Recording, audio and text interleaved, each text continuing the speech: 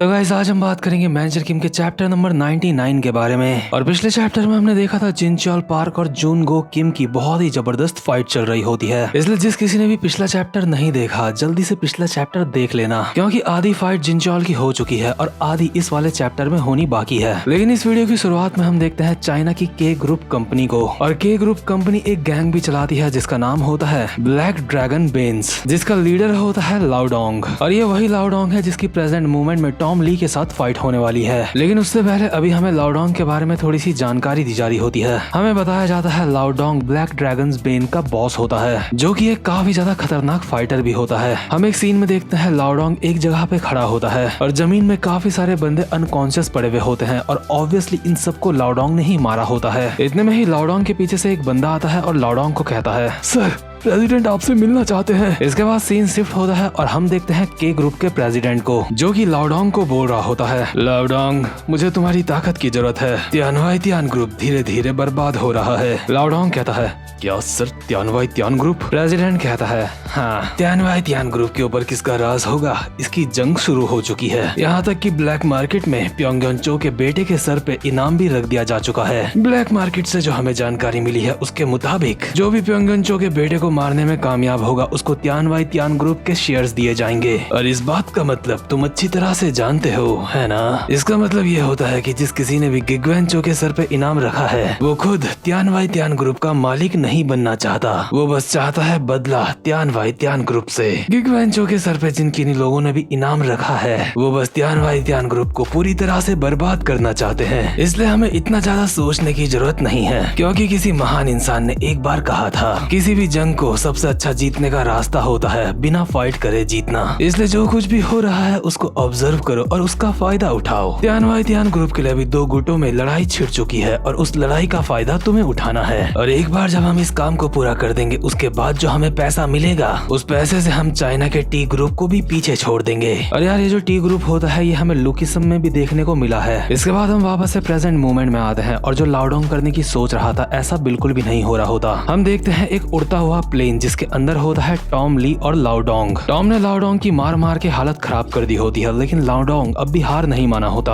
और जिस प्लेन के अंदर ये होते हैं ये लगभग कोरिया पहुंच चुका होता है। इसलिए टॉम कहता है, पहुंच गए, हम कोरिया लगभग पहुंच गए। बेटे तेरे इस प्लेन के लिए तेरा बहुत बहुत शुक्रिया। लेकिन लाओडोंग भागता हुआ आता है और टॉम के मुंह पे एक मुक्का मारते हुए कहता है, तू राक्षस कहीं गए। और जैसे ही टॉम के मुंह पे मुक्का पड़ता है टॉम एक मुक्का मार के लाओडोंग को जमीन में चिपका देता है और कहता है, तमीज में बेटे, तमीज में। एक आदमी में इतना तमीज तो होना चाहिए कि उसे प्लेन के अंदर उछलना नहीं चाहिए। वैसे भी मुझे तेरा प्लेन इसलिए नहीं चाहिए था कि मैं तेरे प्लेन के अंदर तोड़ फोड़ करूं। इतने में ही योंगचोल टॉम को मोबाइल में कुछ दिखाते हुए कहता है, सर हमें सोर्स का पता चल चुका है। गिगवेंचो की सारी जानकारी ब्लैक मार्केट में दी जा रही है और गिगवेन को मारने का इनाम है तियानवाई तियान ग्रुप के शेयर्स। टॉम कहता है, क्या तुमने कहा ब्लैक मार्केट? योंगचोल कहता है, जी सर, और हमें जल्द से जल्दी मैनेजर किम से मिलना होगा, क्योंकि गिगवेंचो के सर पे जो इनाम है उस वजह से दुनिया भर के किलर्स गिगवेन को अपना टारगेट बनाएंगे। टॉम कहता है, योंगचोल हमारा मकसद क्या है तुम्हें पता है ना? योंगचोल कहता है,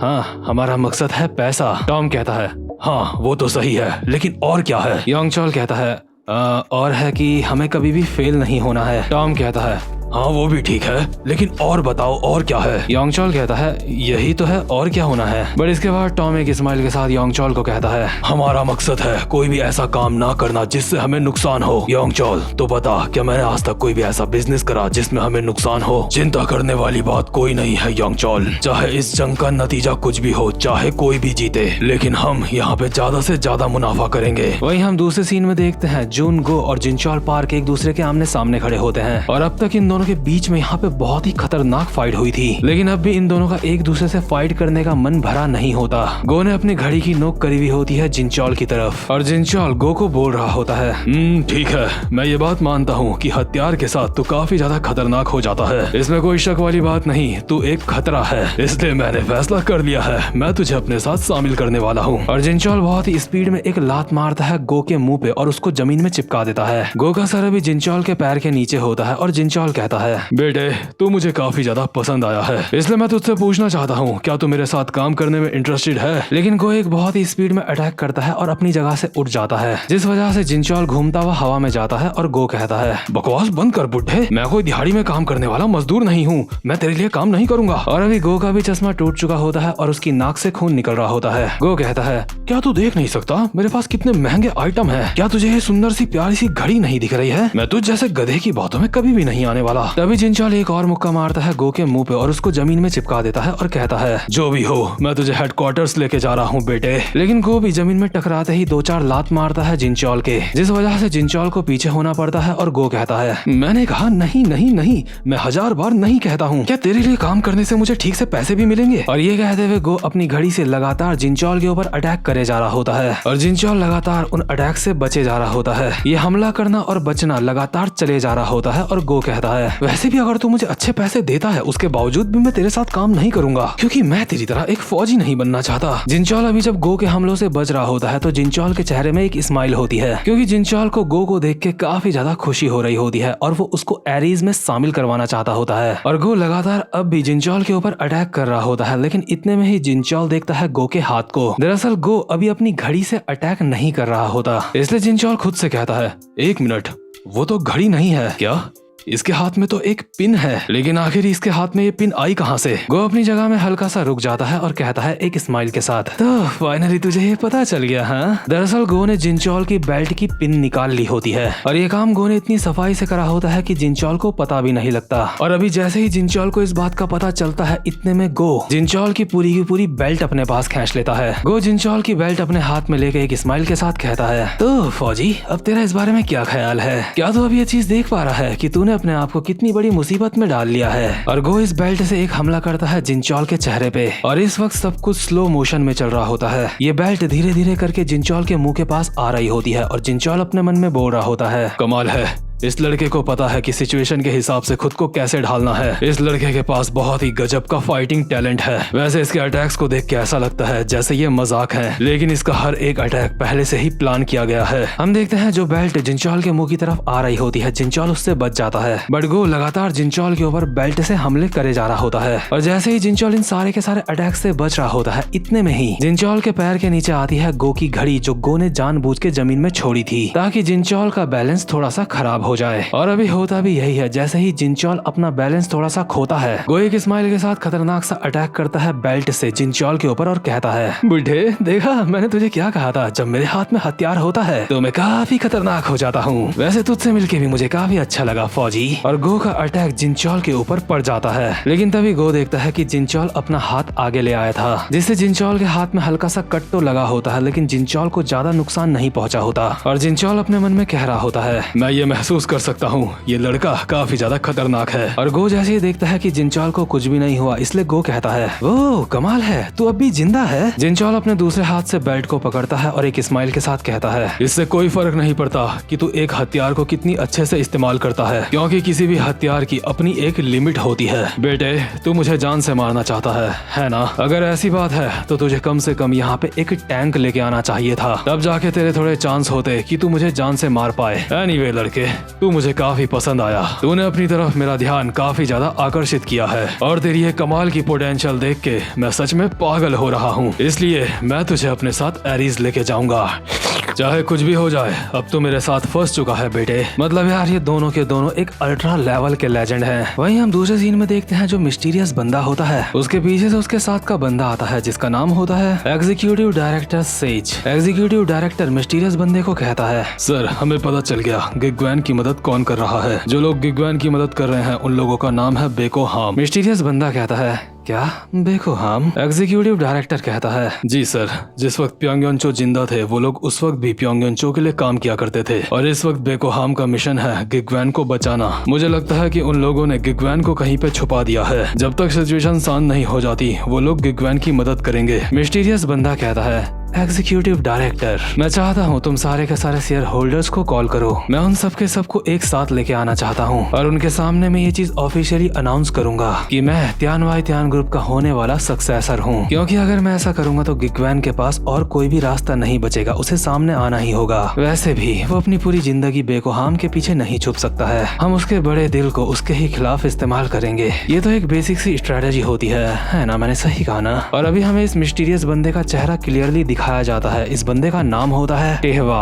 और ये सक्सेसर होता है त्यान वाई त्यान ग्रुप का। मतलब सक्सेसर तो नहीं होता लेकिन ये भी लाइन में होता है। यानी कि अगर गिगवैन चो भी मर गया और साथ साथ में मैनेजर किम भी मर गए तो यही बंदा होगा जो त्यान वाई त्यान ग्रुप का मालिक बनेगा। वहीं दूसरे सीन में हम देखते हैं टॉम ली ने लाओडोंग की मार मार के हालत खराब कर दी होती है और मैनेजर किम ने भी ज़ॉम्बी वाइट को जान से मार दिया होता है। और तेहवा एग्जीक्यूटिव डायरेक्टर को कहता है, और हाँ एक और चीज, गिगवैन के सर पे जो पैसा है उसको बढ़ा दो। अब जो कोई भी हमारे दिए गए मिशन में कामयाब रहेगा हम उसे त्यान वाई त्यान ग्रुप के 30% शेयर देंगे। एग्जीक्यूटिव डायरेक्टर कहता है, लेकिन सर ये तो काफी ज्यादा है। तेहवा यहाँ से जाते जाते कहता है, एग्जीक्यूटिव डायरेक्टर चिल करो। वैसे भी त्यान वाई त्यान ग्रुप जल्द ही कूड़े का एक ढेर बनने वाला है और ऐसा होते हुए मैं पर्सनली देखना चाहता हूँ क्योंकि ये मेरा पर्सनल बदला है मास्टर प्योंगयॉन चो से। यानी कि इसी बंदे ने प्योंगयॉन चो को भी मरवाया होता है। बट तेहवा ने अभी भी अपनी बात खत्म नहीं करी होती। तेहवा कहता है, हाँ और एक और चीज, मेरे दिमाग में एक कमाल का आइडिया है। क्यों ना हम बेकोहाम के ऊपर भी इनाम रख दें? तो ठीक है, बेकोहाम के सर पे भी इनाम रख दो। जो कोई भी बेकोहाम को खत्म करेगा उसे 10% दिया जाएगा त्यान वाई त्यान ग्रुप का।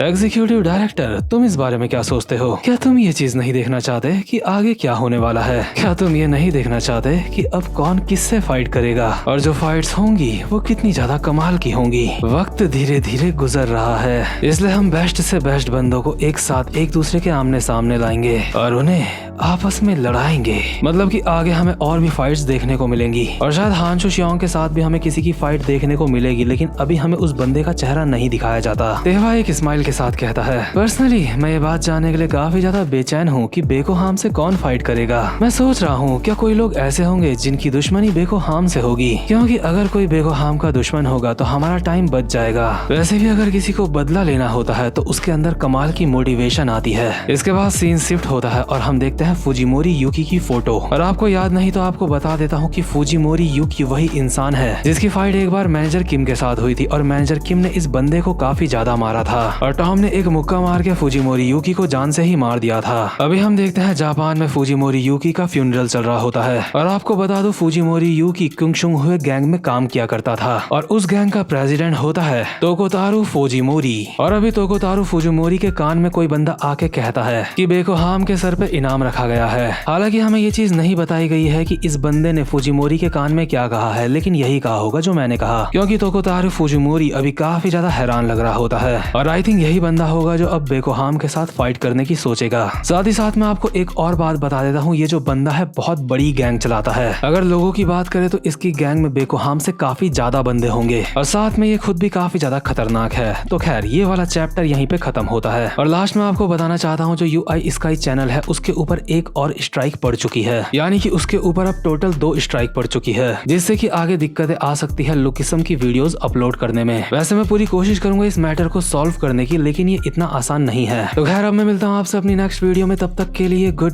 बाय।